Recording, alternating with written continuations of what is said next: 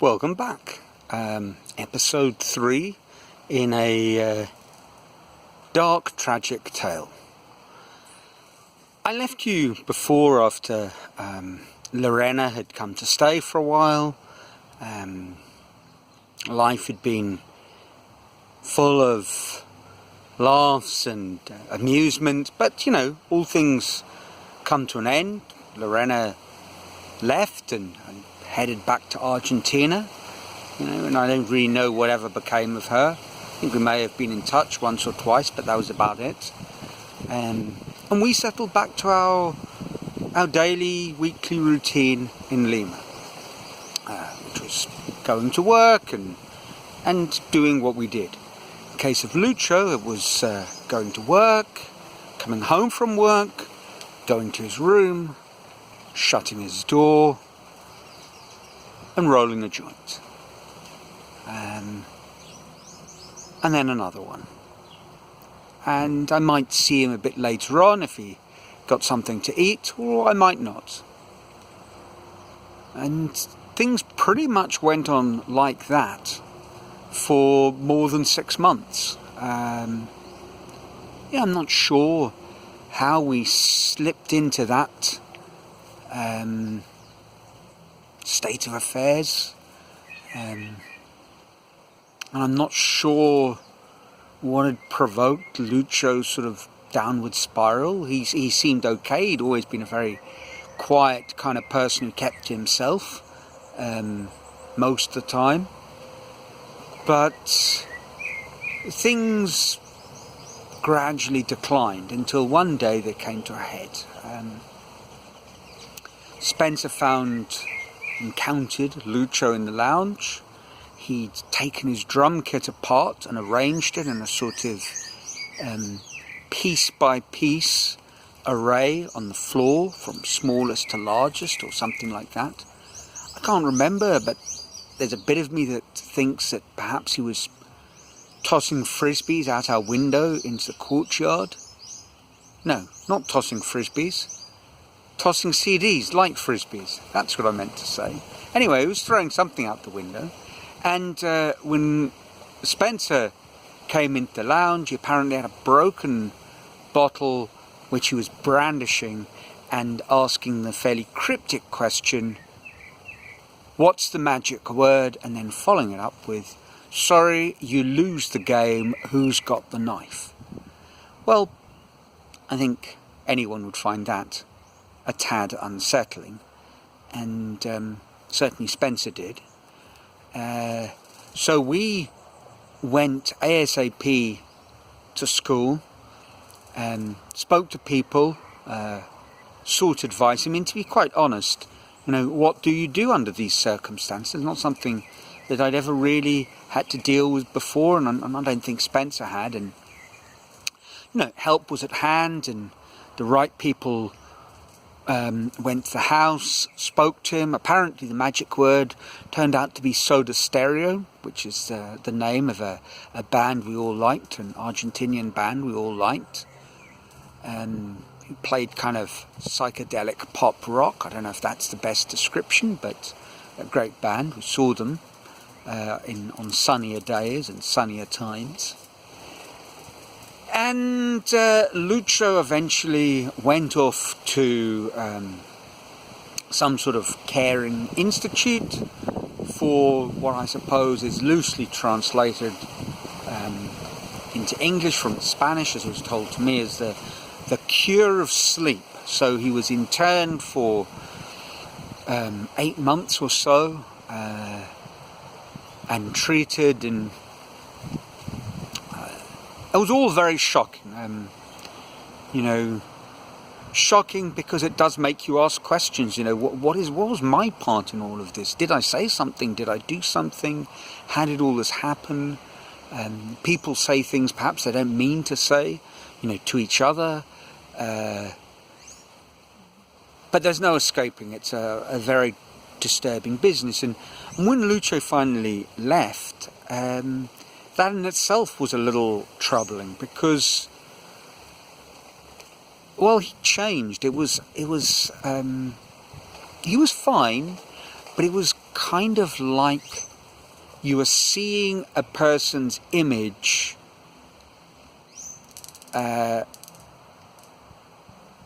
sort of underwater. You know, you were above the water looking down, and you knew what the image was, you could hear that they were speaking, but it was just in a hard to describe way, just not that clear, a little muffled.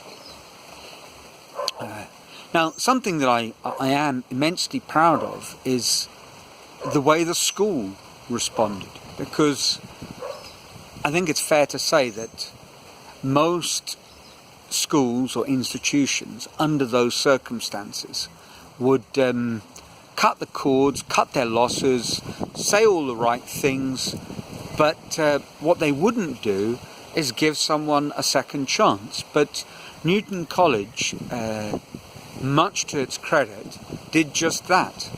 Now some people would say, you know, that sounds very nice, Neil, but it's not very responsible. But I'm going to repeat something that Sir Kenneth Clarke said. I've mentioned before in one of these films. I think on his TV program, he said something like, you can judge a civilization by the way it treats its weakest members. And trying to find a way forward and exhausted all possible options, exhausting them, giving people a chance, was exactly what Newton College did. You know, and I wish to say that that was the first step in Lucho's recovery, but the truth was, sometime later, my good friend David Mitchell came to see me, and he was absolutely devastated, you know, sad. Said, look, you know, we've had a meeting and he's going to have to go. You know, we've tried everything. You know, people have tried to help him, and it just isn't working. And actually, fair play to the students of the school, and I think once again I take my hat off to Newton College as an institution, but also as a family community of people, because in their own way, I remember students tried to be as understanding as they could be, and gave Lucho every chance. I mean, obviously, younger kids didn't fully understand what had happened, or perhaps couldn't take it all on board. And, you know, if his discipline, for example, wasn't very good, well, it had never been very good, but it certainly wasn't improved by this incident. Well, I'm sure some kids played up, but in general, I think there were people willing him on and wanting this to be a success. But it wasn't. So he left Newton, and you know, my memory starts getting a little hazy there, because what I do know is he didn't, you know, we didn't go our separate ways at that point. Perhaps it was the next year or the year after, but I think it was the next year perhaps, you know, or a couple of years later, where I found myself leaving Newton College to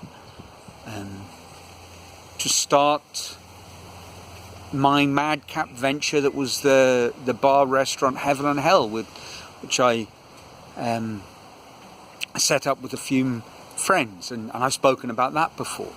And at part of that whole process, I remember moving out of the apartment I'd been staying in and moving into a very nice place, and I remember Lucho stayed there for a while for that year. And then at the end of the year, when that business had collapsed and life for me had fallen apart in a way, you know, certainly financially, in that sort of way, you know, I'd have to say hats off to people who helped me, and people treated me with a lot of compassion, not least my landlords, who were a very interesting couple. They were elderly, retired teachers from the Catholic University, actually the dean of the Faculty of Education, and his wife, both lecturers at the university, and I went to see them. I explained that I hadn't paid rent for a few months. Well, they'd obviously noticed that, and this is what had happened, and I, I was going to have to move out, and she said, "That's fine, we understand." And I said, I will pay you back, but I can't say when. And she said, we've got faith in you. When you have the money and when you can, pay us back, but sort yourself out. And that was, grandly generous, from this elderly couple. I must have much appreciated it at the time, and I did pay them back. And that was a reward in itself for me. Back to Lucho, we kind of went our separate ways. Things happened off and on, and by the end of my time in Peru, he'd joined the Hare Krishnas. I think he'd moved to a nearby little town, sort of moving up into the foothills of the Andes, a little place, Chosica. Foothills of the Andes. Lima's right on the coast, and then literally the Andes just ripped up, 5,000 meter elevation in 100 kilometers. So, you go through these, the road towards the interior goes through these little towns, and each one a little bit higher than the previous one. So he found himself in Chosica. He went to the Krishnas. When people saw him, he seemed happy, but detached from everything. And that's kind of what became of Lucho. And I have no idea what happened after I left Peru. That's 18 years ago. But I thought about all of this because I've been thinking lately, we've had this period of lockdown. There's obviously the big tragedies, the deaths, and there's the economic burdens that may well have been crushing for some people. But I can't help think that there must be many people for whom this has been a bit like the situation with Lucho, a sort of going back into their bedroom, shutting the door, and slowly detaching. And if we're to call ourselves, to be civilized, we must find ways of caring and looking after them, and find ways to help them on a path back to something that is better than loneliness of being alone and being isolated and slowly falling apart in a downward spiral to nothing. And that's it's pretty bleak.